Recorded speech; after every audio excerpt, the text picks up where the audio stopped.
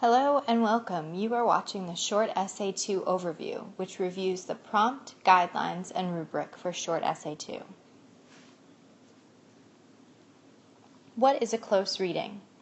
A close reading, or explication de text, operates on the premise that any artistic creation will be more fully understood and appreciated to the extent that the nature and interrelations of its parts are perceived, and that understanding will take the form of insight into the theme of the work in question.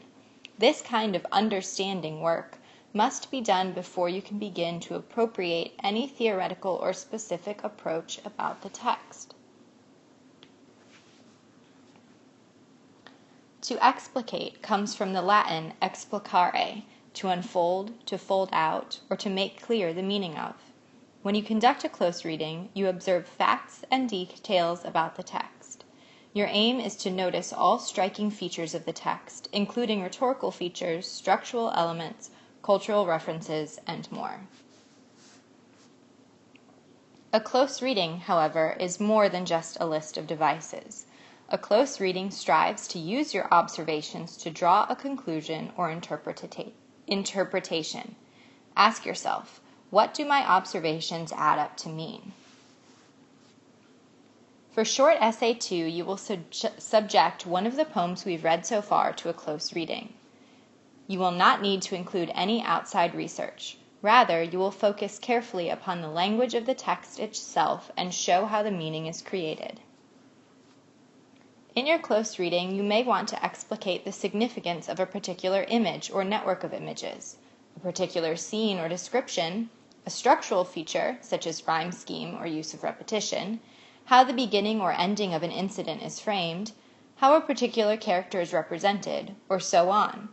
Additionally, you may want to address and explain how the author's use of language reveals something of ideological import.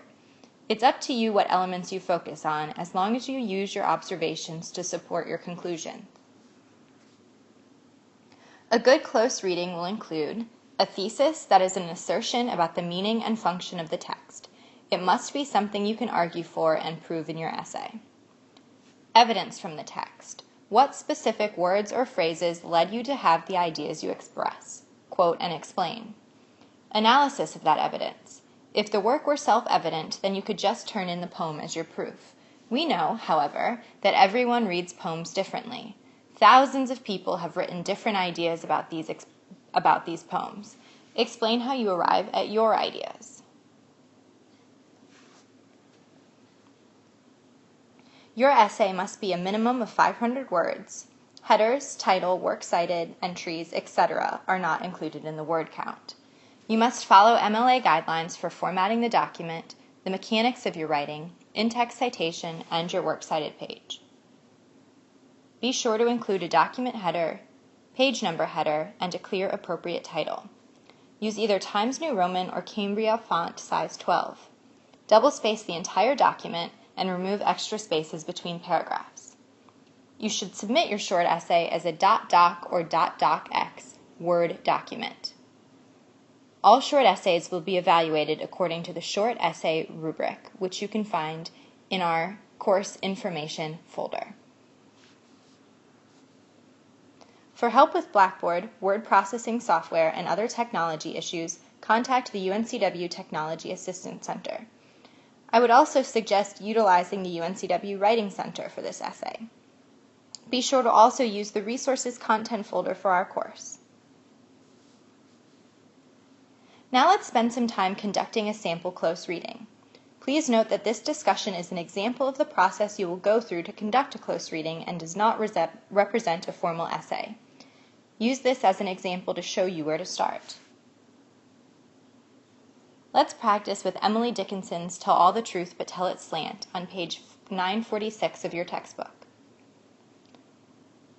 I would begin my close reading by noting things I think might be important. For example, I might note that certain words in this poem are capitalized.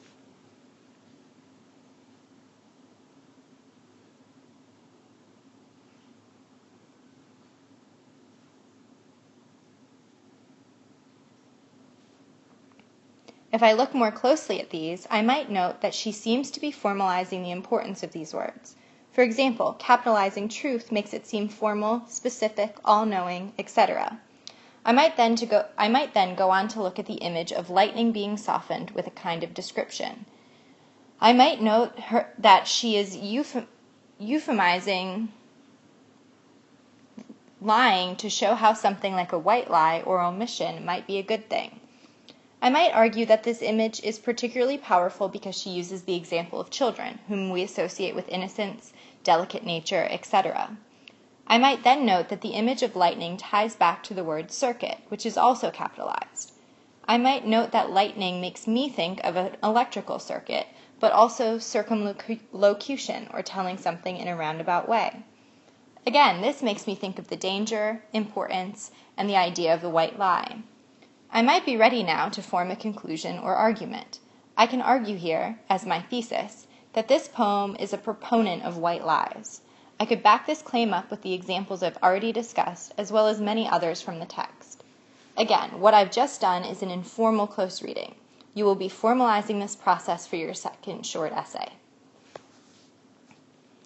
Close reading can be confusing. The best approach is to practice looking at each element of a poem and take notes about what you observe. Look over these notes and determine if you see any patterns arising. These patterns could lead you to a claim or thesis. Please feel free to contact me about Essay 2. Again, my email is cosgrove@uncw.edu.